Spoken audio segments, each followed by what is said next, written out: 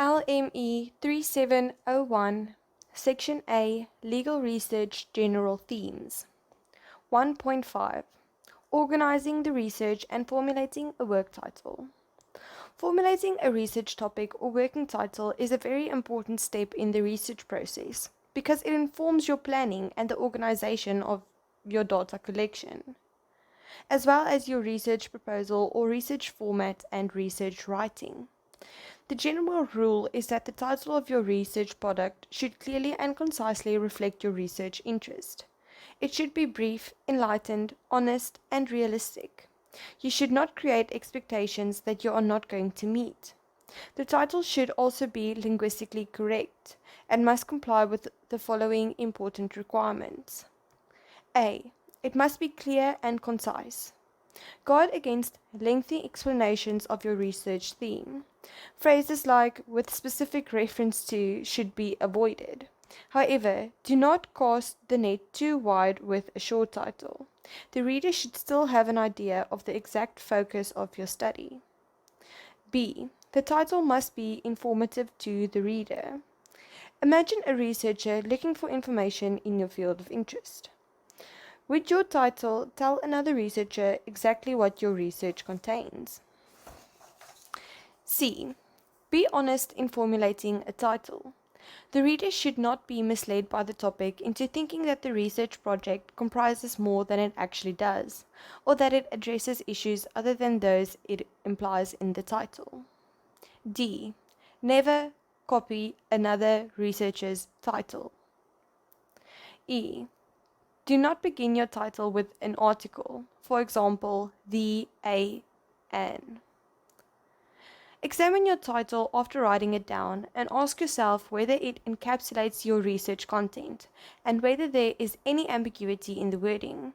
If you are uncertain of your title, we suggest framing it in different ways and then consulting your supervisor on the most appropriate choice. 1.6. Research question, problem, or statement. The purpose of research is to answer questions, test theories, and establish facts through inquiry and investigation. In other words, research is the primary vehicle for building evidence-based knowledge. In order to frame your research, you are required to identify a research problem or statement. This informs the reader of the gap you aim to fill with the new evidence-based knowledge. Clearly identify the problem or statement at the outset of your research journey, because it proves to the reader that the question is worth answering and that the answer contributes to the body of legal knowledge. In order to formulate your problem statement, ask yourself the following questions. First, what area of law would I like to research? Second, what are the current issues in the field that interest me? Third, what specific issue in the list of issues identified in the field would I like to address? Research problems frequently originate from the following sources. First, your own practical situation and experiences. Second, problems encountered in a specific work environment. Third, problems facing society or a specific community. Fourth, scientific literature and theories. The first step in finding a suitable research problem is to analyze your personal interests and expertise. It may help if you ask yourself the following questions. What are my interests? What areas or themes in law would I like to explore or know more about? Remember that research is specialized and not a general exploration. What areas of law interest me? What areas of the law am I more conversant with as a result of my work experience or studies? What expertise or knowledge do I already have because of my professional experience? Make a list of your answers. This should give you a clear indication of the area of research you should be focusing on. Choosing the right research problem is important for the following reasons. First, it should be something that really interests you. Remember, you are going to spend at least a semester at undergraduate level doing research on a particular problem. Secondly, to a certain extent, the problem you choose determines the development and direction of your own professional career. In other words, the research problem may develop your knowledge, professional skills, and expertise in a specific area of law. It serves as the guidance for your study.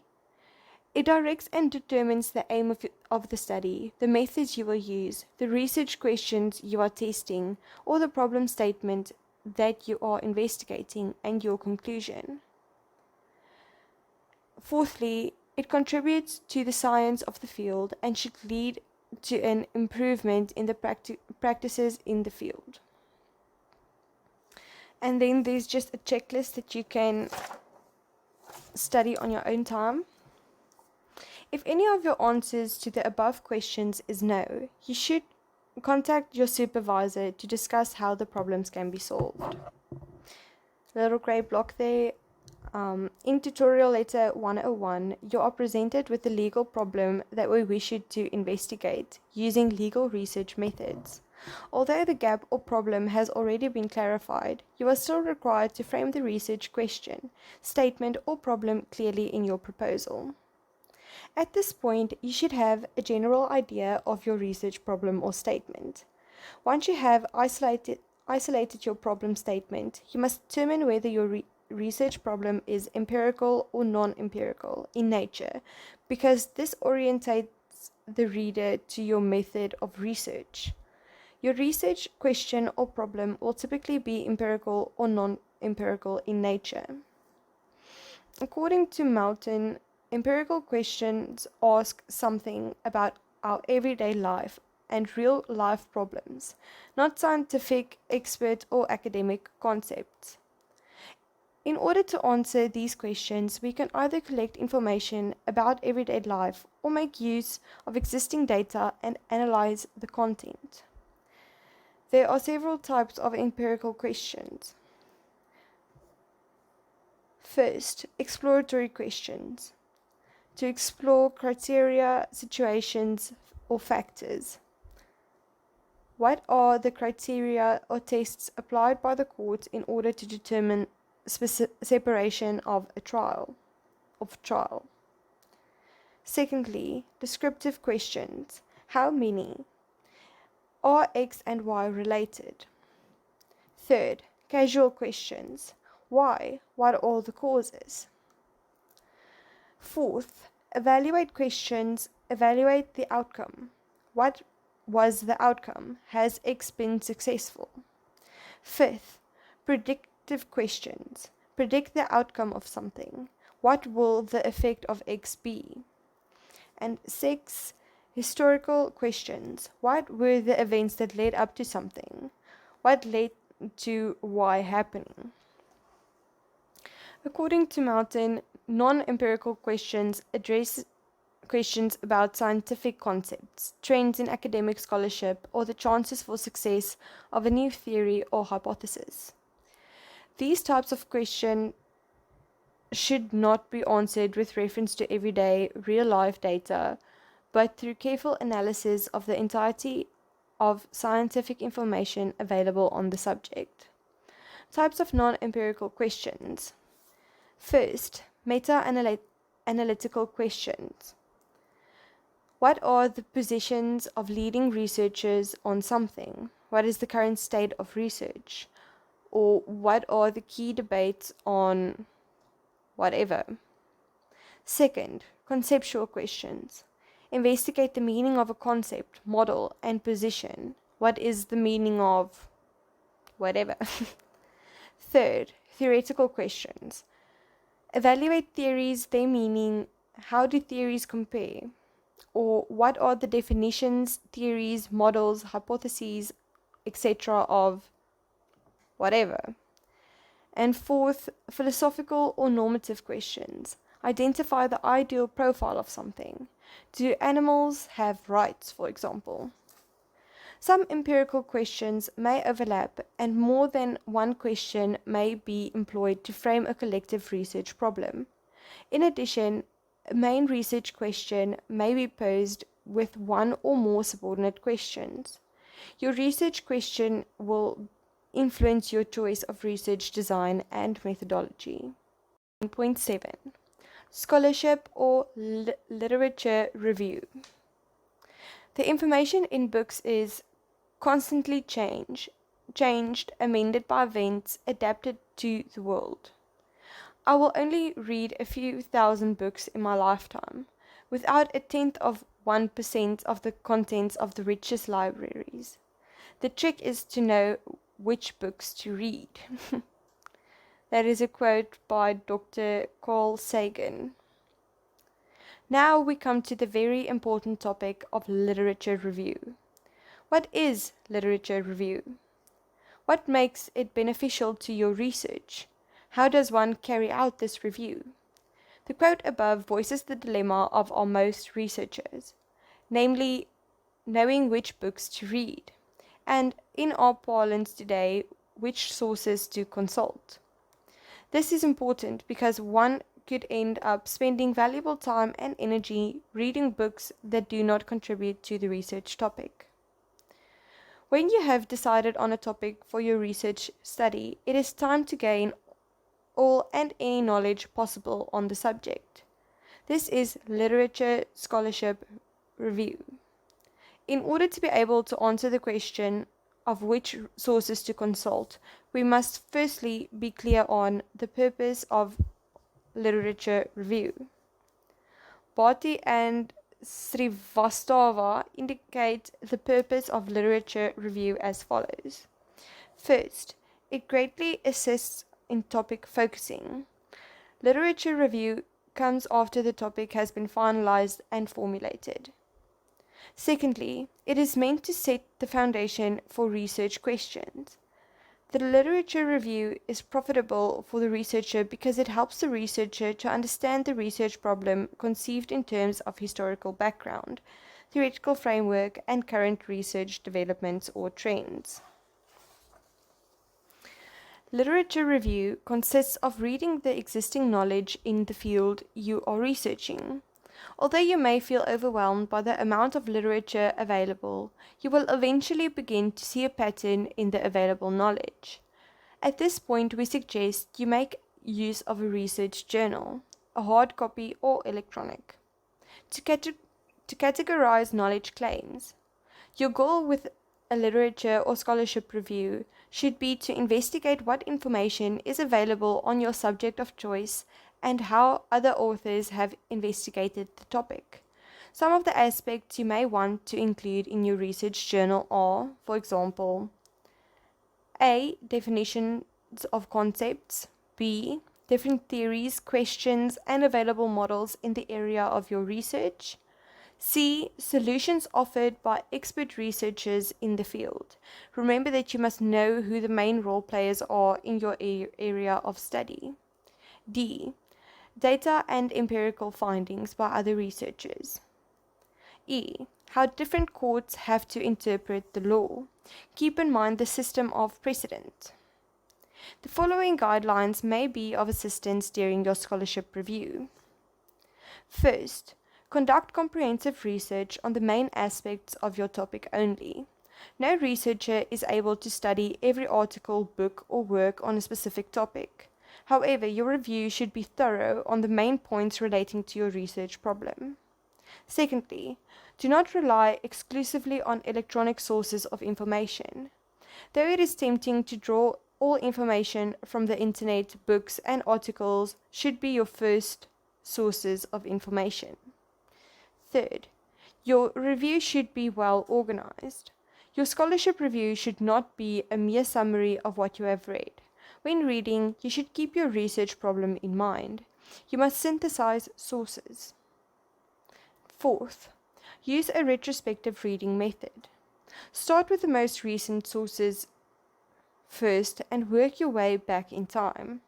This strategy may be varied if you are doing a historical study. Fifth, read the abstract. When reading an article, make sure that the article is of value to your study, and by reading the abstract and the headings and scanning the bibliography first, This will save you the effort and time of reading articles that, in end, will prove to be irrelevant to your study. 6. Read the article carefully. When you have identified a relevant and valuable article, read it attentively to gain all the knowledge you can and identify the line of argument, the problems, and the strategies used by other authors.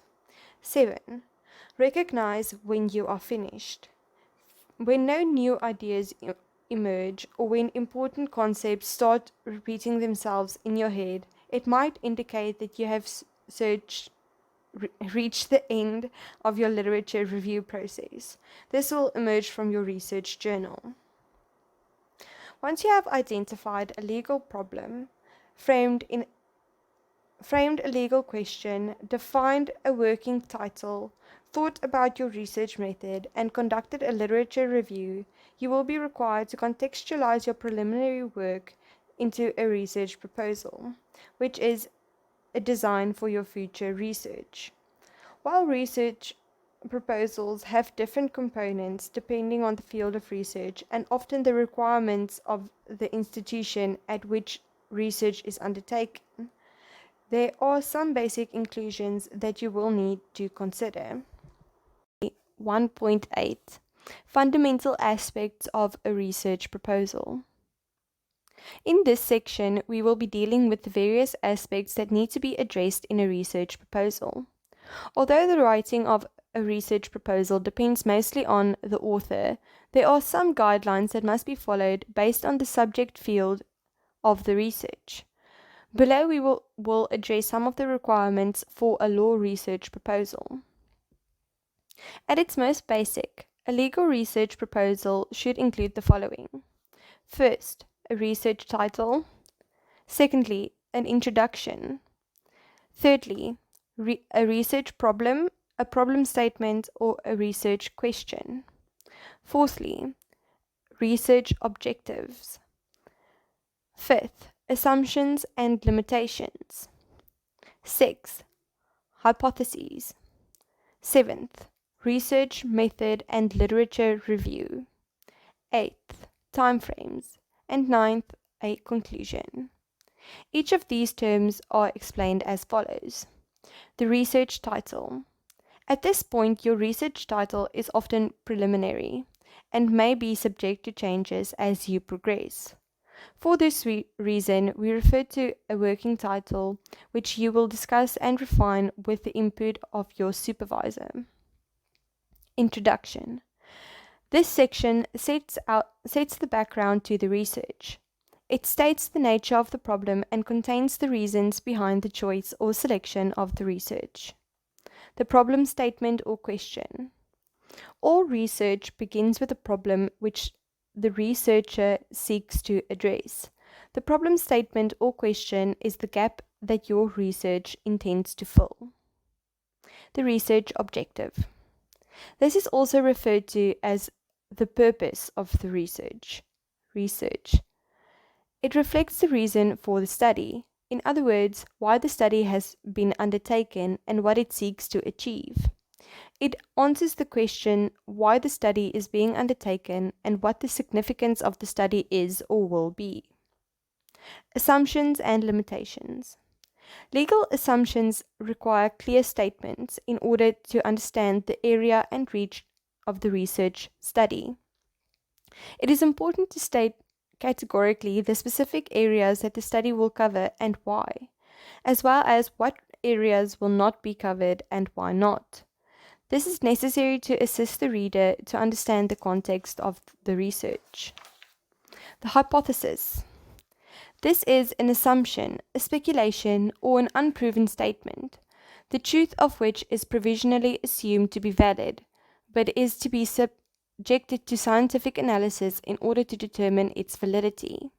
In other words, it is an educated guess.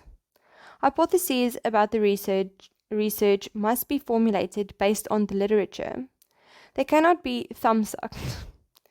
As indicated above, the hypothesis must be formed on the strength of the literature review, on prior knowledge and rational anticipation of the answers to the research question. The intention of the research is this to test the hypothesis for validity, to prove its truth or otherwise its fallacy. This must be done scientifically. For this reason, you need to carefully consider and formulate your hypothesis. Methodology and literature review. Methodology has been discussed above. At this level of study, you will usually conduct doctrinal or non-empirical research using a comparative or historical method, but these are not the only forms of methodology available in legal research. Timeframes. Here you will be expected to set the timeframes that you intend to use to complete the research. If there are deadlines and due dates, remember to work within those deadlines and dates. The conclusion. This section summarizes your work, yes, even in the proposal, and indicates what the outcomes of the research are.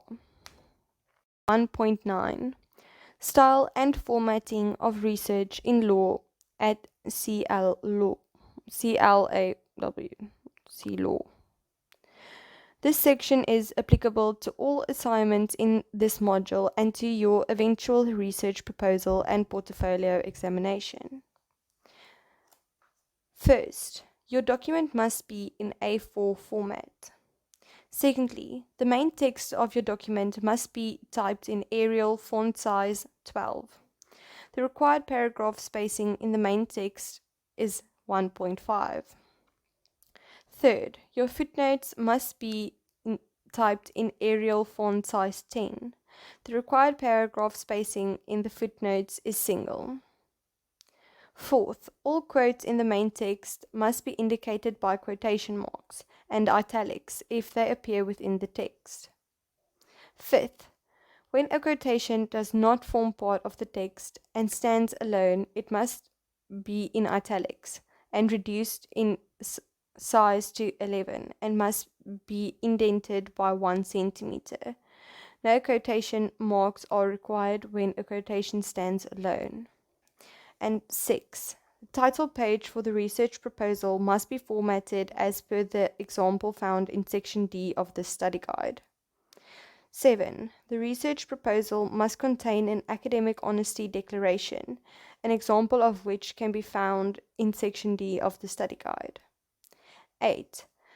The research proposal must contain a list of abbreviations and acronyms used in the work.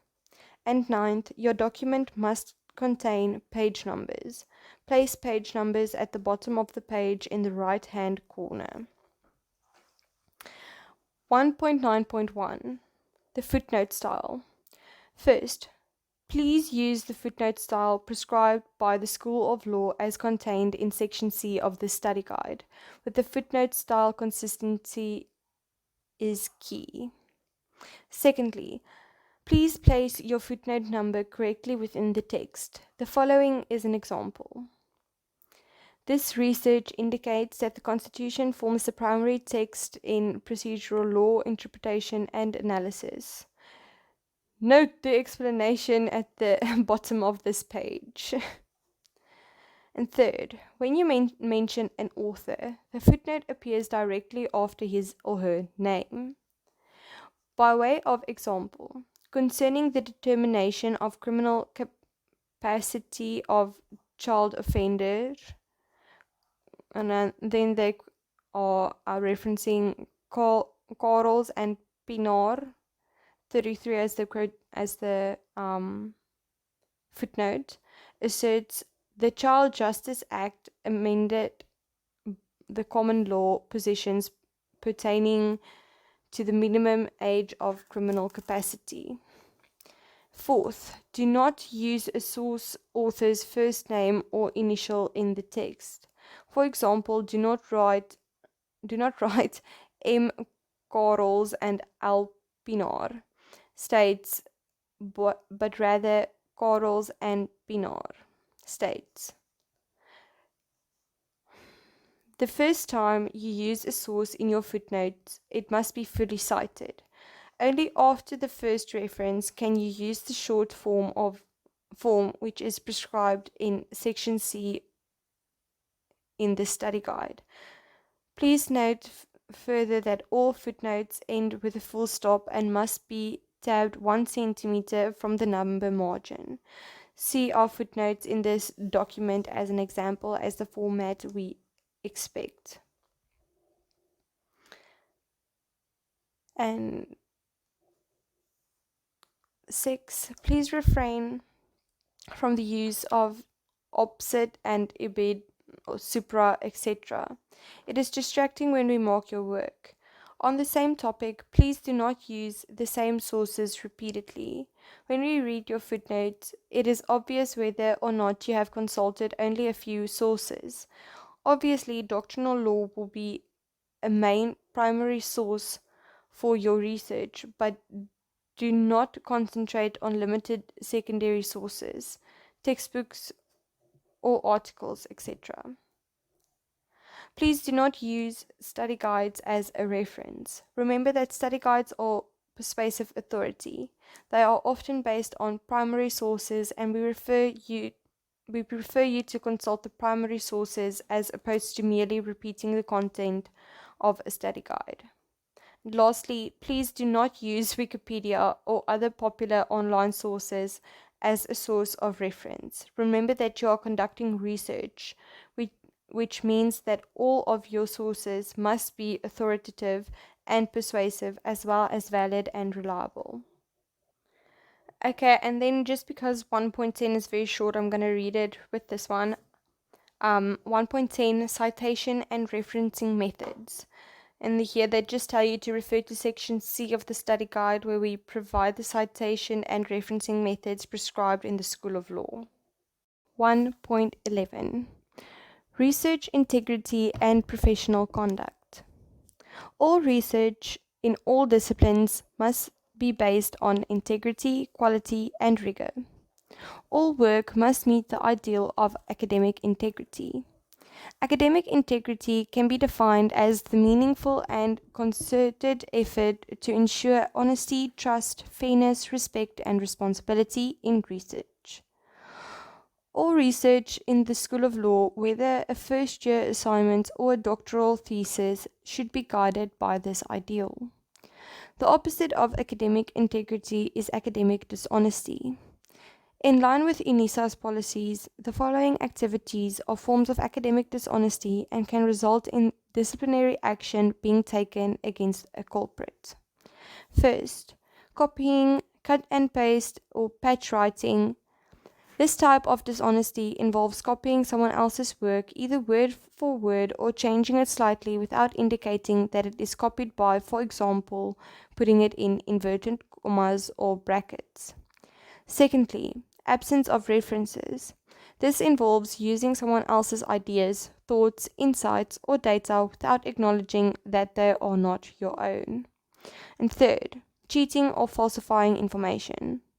This is the fabrication of data which does not exist or the omission of contradictory evidence. It is also called cherry picking. And fourthly, padding. This refers to the practice of referring to sources that were not consulted, but which makes the footnotes and/or bibliography seem more impressive. And fifth, too many quotes. This form of dishonesty entails that more than 15% of the work consists of quotes. Sixth, incorrect referencing. Incorrect referencing shows a lack of rigor and of disciplinary expertise. And seventh, helping someone to cheat. This might range from the innocuous allowing someone to copy from you to the more severe providing someone with the means to cheat. It is the reason why students are not allowed to hand in the same assignment, even if they worked in a group. We largely rely on the honesty of our students when doing research work. However, we do not require that all documents be accompanied by a declaration of honesty. The template for this declaration is provided at the end of this document in section D. Note: you are required to complete this and attach it to all your assignments and your final research proposal for this module. In this section, we will zero in on plagiarism and on the ways to avoid and prevent both intentional and unintentional plagiarism. Plagiarism has become a scourge in research due to technological developments that have made research easily available to the researcher. 1.11.1 Plagiarism. In this section, we refer to the offense of plagiarism, show you how to avoid it, and warn you of the penalties for plagiarizing. 1.11.1.1 Defining plagiarism. We will explain the concept of plagiarism by quoting two definitions. The Oxford English Dictionary defines it as the action or practice of plagiarizing, the wrongful appropriation or purloining and publication as one's own of the ideas or the expression of the ideas, literary, artistic, musical, mechanical, etc., of another. Further, the Writing Center at Colorado State University gives a working definition and examples of plagiarism. Simply stated, plagiarism is the dishonest use of someone else's thoughts or words. It is cheating. Plagiarism can vary from submitting someone else's paper as your own to borrowing a nice sounding phrase, to using a source without citing it correctly, to padding a bibliography by making up sources or including sources you didn't use in your research. Whenever you use a general concept or idea, quotation, statistic, fact, illustration, or phrase that was not your own without giving proper credit to the author, you are guilty of plagiarism. See what is plagiarism, accessible at, and then there's a address. Plagiarism can be committed unintentionally or intentionally. As Palmquist explains in The Bedford Researcher in Integral Text, CD-ROM and website 2003 at 173 and 174, quoted in the Writing Center, Colorado State University, plagiarism, understanding and addressing it. Another webpage. The worst plagiarism is deliberately copying another person's work and then representing it as your own work. On the other hand, plagiarism generally consists of the unintentional use of another person's work or ideas without duly acknowledging their sources. Therefore, the key aspects of the offense of plagiarism are intentional or careless, secondly, use of another person's ideas or material, thirdly, without properly acknowledging your use of such an idea or material. As you can see from the working definition above, plagiarism can take various forms. We shall now discuss the first, copying another student's work. 1.11.1.2 Copying another student's work is plagiarism. Unfortunately, students sometimes copy one another's work when submitting their work for a module. This is intentional plagiarism and is a form of cheating. In the College of Law, you are required to do your own work. Therefore, you must not copy other students' work or allow them to copy your work. Of course, you may discuss your work with other people, such as people whom you interview for your research, your fellow students, librarians, legal practitioners, or the supervisor, promoter of your dissertation or mini-dissertation. However, you are required to plan and write your own work and to provide proper acknowledgement of the ideas or work of others. The submission of jointly planned or written assignment answers, examination answers, dissertations, or theses by 2 or more students is not acceptable in the College of Law. 1.11.2 Copyright and academic writing. Copyright law grants the copyright owner exclusive rights in relation to a work embodying intellectual property, that is, a product of the intellect. There are no formalities which must be met before a work may be protected by copyright law. The Copyright Act 98 of 1978 provides that any work which is original, that is, the result of the author's own skill and labor, and which is in a material form, paper-based or digital, is automatically protected as a copyright work. Copyright infringement includes the infringement of the economic rights of the right holder and the moral rights of the author. The economic rights of the right holder are infringed, for example, when a person knowingly or unknowingly makes an unauthorized reproduction or adaptation of a substantial part of a work protected by copyright. A work is reproduced if it is copied and the adaptation of, for example, a literary work is the translation of such a work. Moral rights are infringed when the author of a work is not given due acknowledgement of his authorship, or where the work is treated as in a derogatory manner. Statutory exceptions curtail the copyright owner's rights. A copyright work may be reproduced or adapted by any fair dealing with a work for the purpose of research or private study, criticism or review of that work, or for reporting on current events in a periodical. The source of the work as well as the name of the author must be mentioned. The following will be an infringement of a work and will not be exempted as a fair dealing.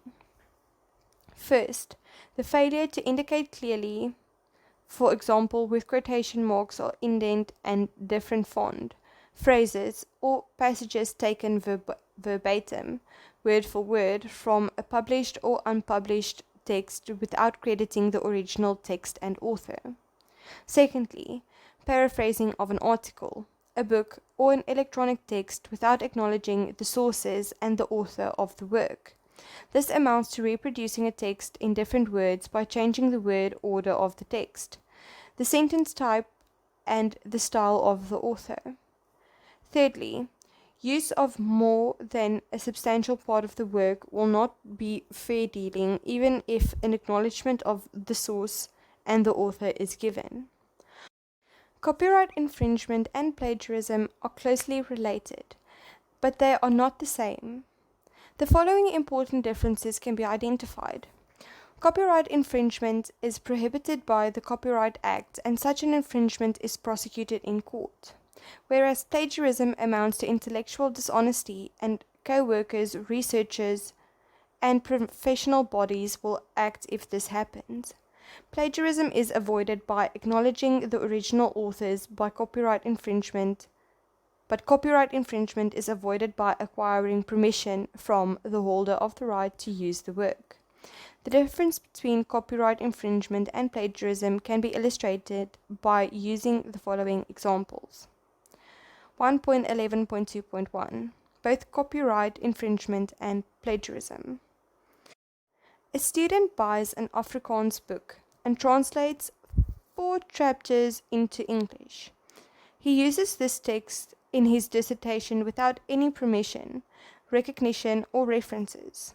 He has accordingly infringed the author's economic rights by making unauthorized use of the work, and infringed his moral rights by not acknowledging the author. It is also plagiarism because he did not acknowledge his source and pretended the work was his own. 1.11.2.2 Copyright infringement but not plagiarism. A student publishes a book. On the first page, he writes, Prof. P wrote a fantastic book. Here it is. Then the complete book is quoted. On the last page, the quotation is ended and he writes, You must agree that this is a good book. The student reproduced the entire book by Prof. P, and thus the economic rights of the author have been infringed. However, the author was recognized and his moral rights were not infringed. The student did not commit plagiarism as this source was clearly referenced. 1.11.2.3 Plagiarism but not copyright infringement. A student translates large parts of Shakespeare, of which the copyright protection has long since lapsed, and uses the translation in his discretion without any permission, recognition, or reference. Since the copyright is no longer protected, there is no infringement, but the actions of the student amounts to plagiarism.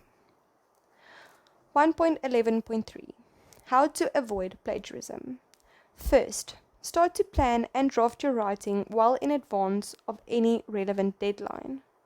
Students sometimes commit plagiarism because they leave it until it is too late to begin taking notes and planning their writing properly, and then they rush this process to meet a looming deadline. Since it will probably take you some time to produce a sound piece of academic writing, it makes sense to start planning and drafting your writing well in advance. In this regard, you may find it helpful to compile a portfolio of documents that relate to your writing project. As described in, then there's just a web page. During the writing process, you should record clearly what ideas you obtained from other people's writings and which ideas are your own. Detailed suggestions of the step you could take in this respect are set out by the Purdue University Online Writing. See the web page. These suggestions relate both to the development of your writing and the form of your finished piece of writing. Secondly, decide which references you need to include in your piece of writing. You may wonder whether you need to provide references for every single idea or fact in your piece of writing.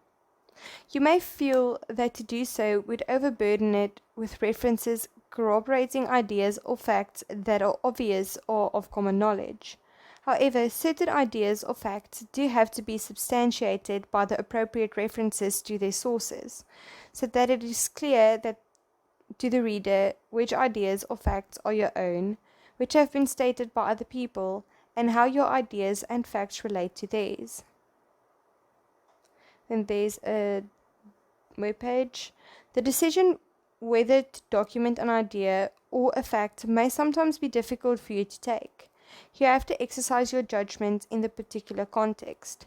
If you are not sure whether or not to document an idea or fact, it is advisable to err on the side of caution and supply the reference rather than omit it.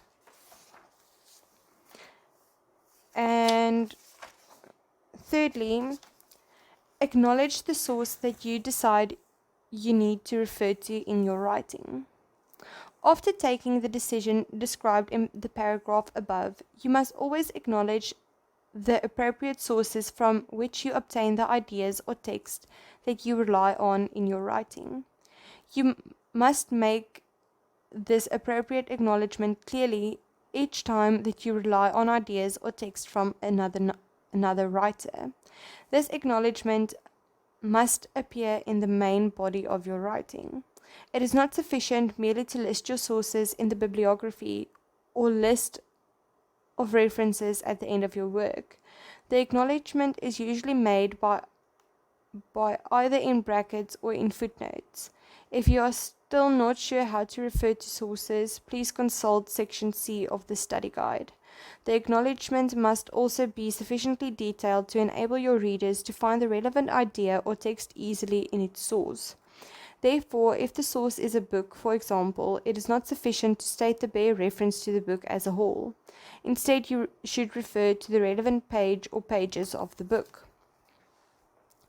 Which are the most common types of sources that you would be required to acknowledge when writing about a legal topic?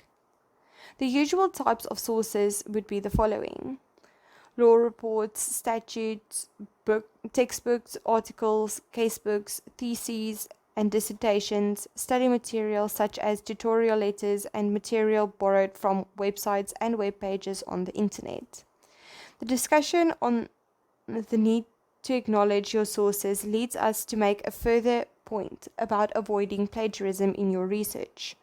Research implies that you should consider and rely on numerous sources. It is not sufficient merely to rely on a single source. Relying on a single source could thus be regarded as plagiarism.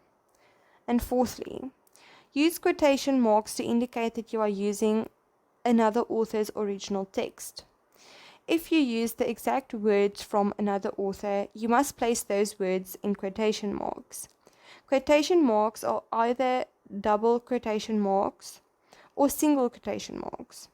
Further, you should follow the convention for quotations appearing within the quotations. Therefore, if you choose double quotation marks as your primary form of quotation marks, text quoted within the quoted passage should appear in a single quotation marks.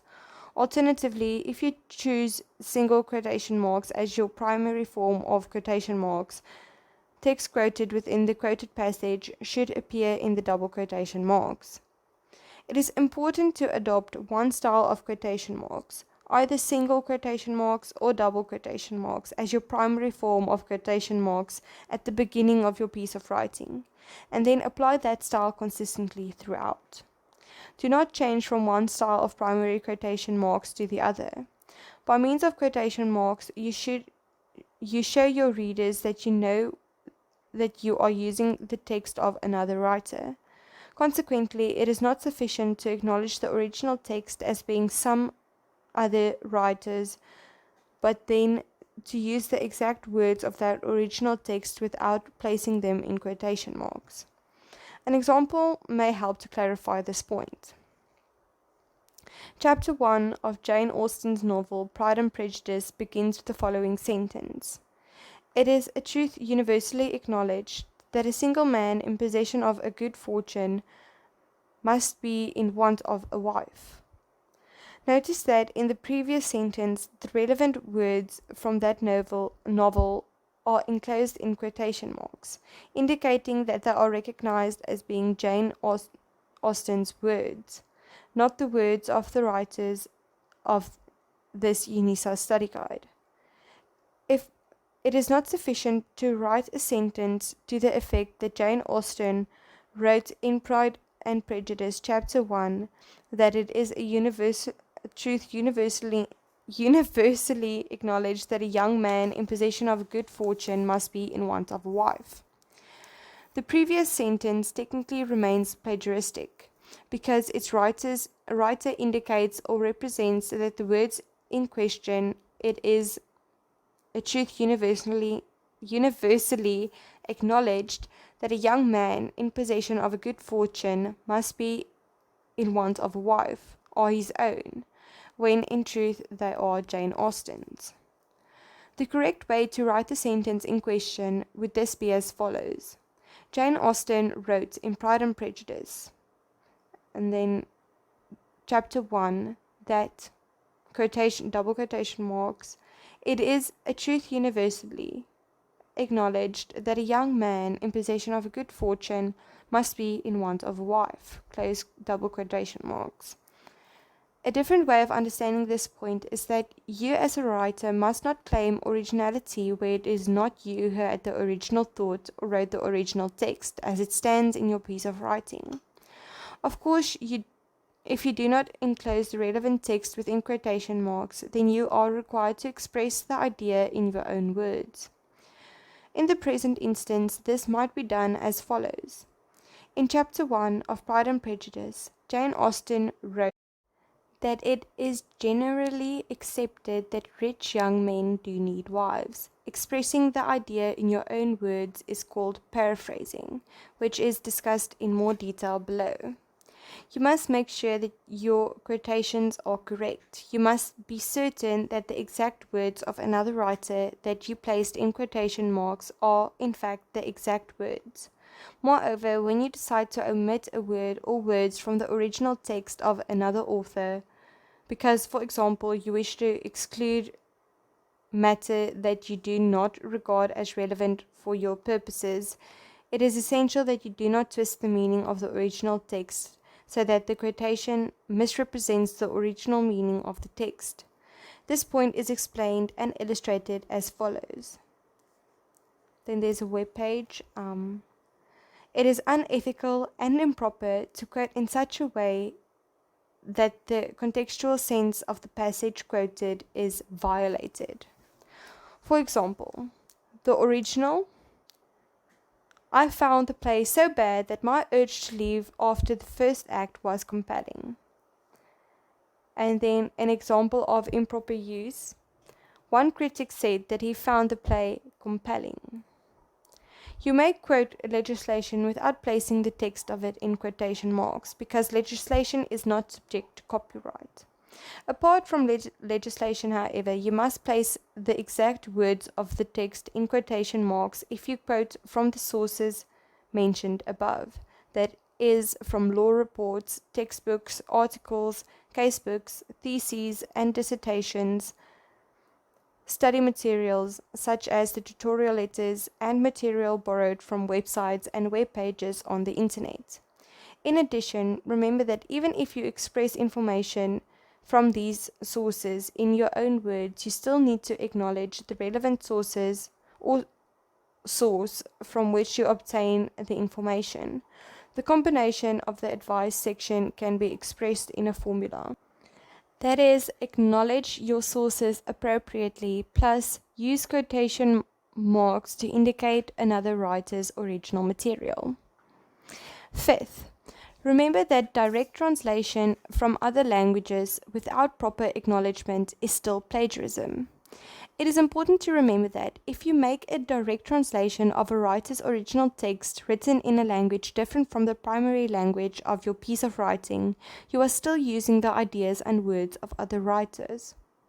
Therefore, your use of text written in another language requires you to acknowledge that text properly as a source. How should you indicate that you are relying on ideas or text stated in another language? It would be inappropriate to place the translation without quotation marks, because quotation marks are used to indicate the original text in the other language, and not your direct translation of that original text in the other language. As a result, you should try to paraphrase and summarize materials written in a language different from the primary language of your piece of writing. Number 6. Try to keep your quotations to a minimum. Remember that your readers see your piece of writing as your writing. Your piece of writing should therefore not consist of a series of quotations merely joined together or interspersed with phrases such as Jones states that, or the court held that. Excessive quotation has the result that pretty soon your paper looks like nothing but a field of quotation marks with a few country roads in between your few sentences connecting them. This does not represent very much intellectual work on your part. You have assembled a paper rather than writing one. Then there's a web page. It has been suggested that you should aim to have no more than 10% of your work in the form of quotations. See, for example, James D. Lester, Writing Research Papers, 2nd edition, 1976, at page 46 to 47, as quoted in Purdue University Online Writing. Paraphrase, write it in your own words. And then there's another web page. 7th, paraphrase and summarize ideas and text wherever you can. When you need to rely on the ideas and text of other people, then since you should keep your quoted passages to a minimum, you should paraphrase and summarize those ideas and text as much and as often as you can. By paraphrasing, you express those ideas and that text in your own words. Then there's a few web pages that you can visit and some more. And then there's a grey block saying, acknowledge your sources appropriately and paraphrase or summarize material whenever you can.